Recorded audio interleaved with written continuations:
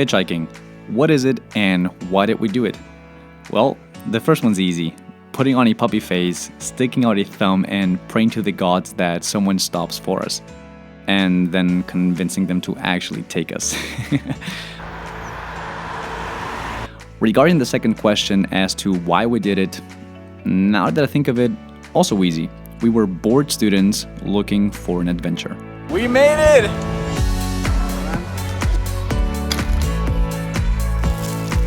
Oh, damn! My friend Igor and I decided to take some days off during our master studies to go out on an adventure. As you know, here on Leave the Bubble, we are all about expanding our comfort zones, and seeing that Igor shares this mindset as well, we were both very surprised when we found out that neither one of us had ever gone hitchhiking. So, literally 2 nights later, on a beautiful Thursday morning, we embarked on our 3-day hitchhiking trip. The rules were simple: 50 euros for the both of us, which should cover everything during those 3 full days. Food, shelter, and, if needed, transportation. Of course, the adventure component was our main driver during the trip, but we also wanted to see if hitchhiking was possible in today's society and see how people would react when we would ask for a ride from the south of the Netherlands on a Thursday morning in 2021. Oh, and of course, in the middle of a pandemic, to the Belgian beach. Nobody wants to pick us up. How come? I don't know. We set out to experience this adventure with positivity, joy, and the hope to connect with amazing people. So how did we do? Well, you'll have to be the judge of that.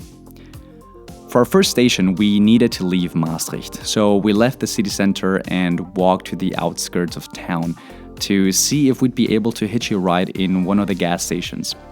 Surprisingly, the literal first time we stuck out our thumb, a car stopped, and with Florian, we began our hitchhiking adventure. That was easy. Alright, so in our first try, we met Florian and he just took us to the Belgian border, so perfect start. We went from Maastricht to the Belgian border, where we met Ermal and his wife, who took us to Maasmechelen. From there on, we continued to Genk with Leo and Quitim and spent our first euro for a delicious piece of bread for lunch, to then wander by the highway under the pouring rain to have Yuri drop us off at a gas station where we met a key player in our adventure. Now, this guy named Jim, a real-life-size teddy bear by the way, was an absolute lucky find for us. Because not only did he take us to Antwerp, a town Igor and I were keenly looking forward to seeing, but he also invited us back to his place after the drive for some beers and kickback in his living room to exchange music record preferences and insights. He then took us to the city center where he treated us to a mouth-watering pasta and wine dinner. Keep in mind we were on a tight budget.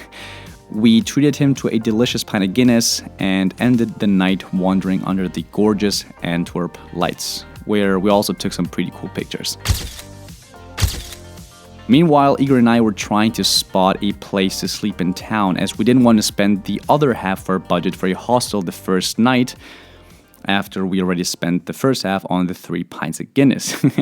But fortunately, Jim so kindly invited us to spend the night in his place. So we went back and started getting ready to end our first hitchhiking day. The next morning, after a delicious cup of coffee and waking up a well-rested Igor, Jim took us to a highway where we'd find a ride headed west. We thanked our gracious host and saw him drive back into the sunset, where we're sure he's bringing joy to other hitchhikers out there. After a little bread-based breakfast, Igor very methodically, I might add, fashioned some high-level science for us, and in no time we met Chris, who drove us to the beautiful little town of Bruges. We did a quick monetary fun check to see how much we had left, walked around the lovely city, bought some lunch, and ate under the warming sun by the water.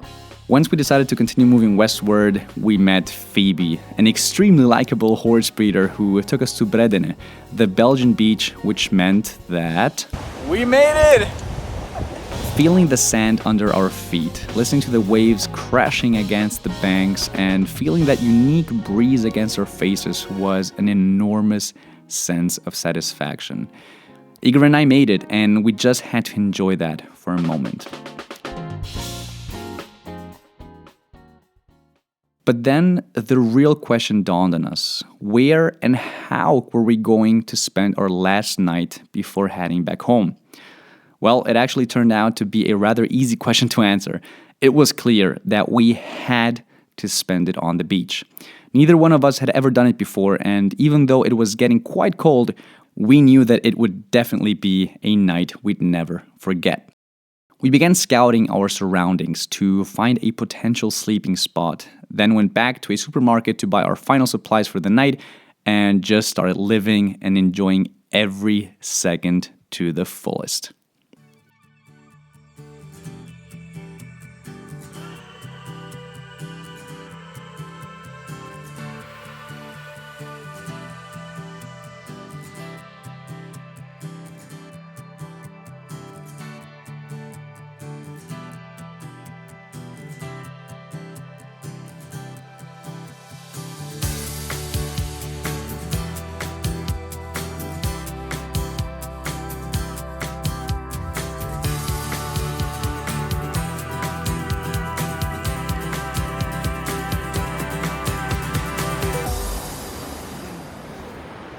Alright, so we just woke up. It's been a very rough night. But Igor, tell me, how was it for you? I think I slept like 2 hours or so. Yeah. And how were those 2 hours? Well, warm because it was next to the fire. But if we didn't have the fire, then probably I wouldn't have slept at all. That's very, very true. After a freezing and, quite frankly, also sleepless, but still unforgettable night, we began our trip heading back home. On the way, we stopped in Brussels, did some final sightseeing, and spent our very last bit of our limited budget in another yet unhealthy plate of food. The cherry on top, though, was driving from Brussels back to Maastricht on a very comfortable Tesla with Arthur and Margot, a lovely couple that entertained us with their sick music playlist and bearing with us for putting up with our intense bonfire smell. After roughly 80 hours hitching rides in Belgium, making our way from the outskirts of Maastricht all the way to the Belgian beach, meeting incredible people along the way, accumulating unforgettable memories, and experiencing amazing moments throughout our trip, I must say that I am extremely proud of ourselves. We discovered that it doesn't take money or luxury to travel and discover the world, even if in this specific trip it was, in quotes, just a country in Western Europe.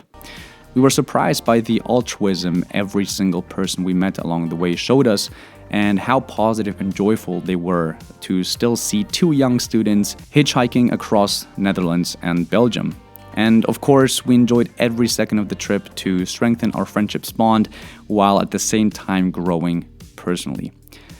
I think that spending the night in a stranger's home, eating bread for 3 days straight, and making a bonfire while sleeping under the stars at the beach is a fantastic way to push ourselves and expand our comfort zones. And boy, did we love it. If there's anything I'd like to say before leaving you, I guess it would be go for it. It doesn't have to be hitchhiking per se, but if there's something you've been wanting to do for a while now, do it. If it took us barely 2 days to go hitchhiking on a normal Thursday morning, I'm very confident that you can do whatever's in your heart during a weekend, your holidays, or during a sabbatical. Just go for it. Thank you so much for watching, and remember, don't be afraid to leave your bubble.